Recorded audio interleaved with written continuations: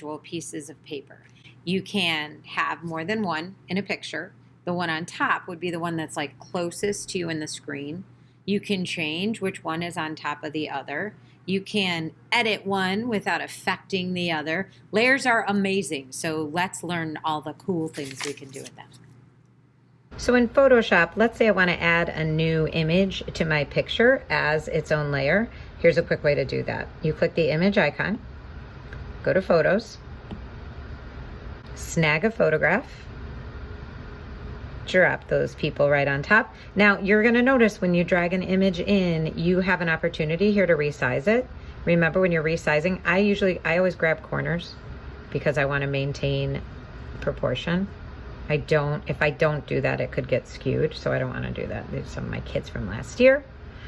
All right, and then I hit done. Perfect. All right, so now I have my two layers. Remember that layers are their own individual image, right?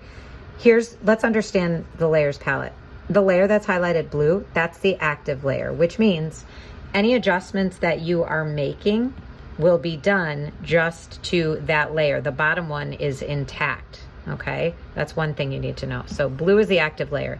If you want to put that layer away because it's in your way and you can't see something, click off on the visibility, right? And then you can get right to what it is you're trying to do. Sometimes though, you'll have a reason to want to work on a layer beneath, and because you're going to do something that affects what's going to happen to the top layer. I'll get into that and show you what I mean by that. If you don't see the expanded layers view here in your taskbar, because this is like a compound view of layers, this is an expanded view, and then here are where you have layer properties, okay? Why do you want to use layer properties? Well, let me show you. So on this top layer here, and by the way, right, the layer that is on top, this is called stacking order. You can change which layer is going to be on the top because, like I said, they're pieces of paper, right? So I'm going to put myself as the base layer and my kiddos as the top layer. If I want to, that's how you change the stacking order. If I want to lower the opacity of one layer, look at that, boom. I could see from one layer onto the next. That's what changing the opacity does. Now, blending modes, this is fun. You could change the way one layer blends into what's beneath it. It's cool, right? So maybe what you want to do is play with this. I kind of like that. That's kind of creepy. I'm a fan. I mean, the best way here is just play with it, right? That's how you're going to know what it is you like. All right, I'm digging these colors. I'm going to go with that right now. All right, cool. I want to resize this and make it sort of fit more on me. So I'm going to grab the transform tool. I'm going to make these guys a little smaller because I'm going to put them all on my face. I have a plan. Boop. I'm going to put my kids on my face. Okay, now I'm going to delete parts of this that I don't want. I'm going to hit done. All right, now, because this is its own layer, there's a couple simple ways to do this. I could just grab my eraser tool.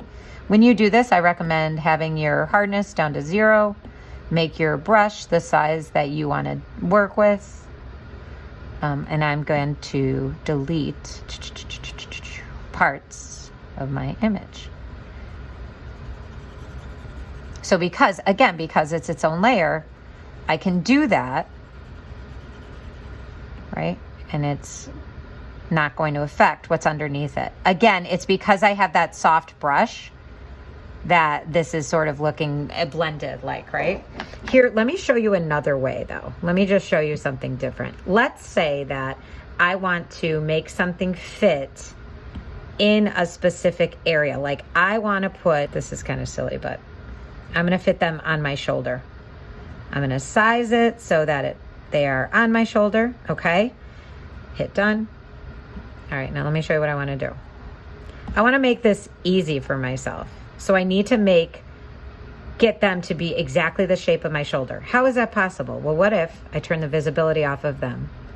I click on the layer of me.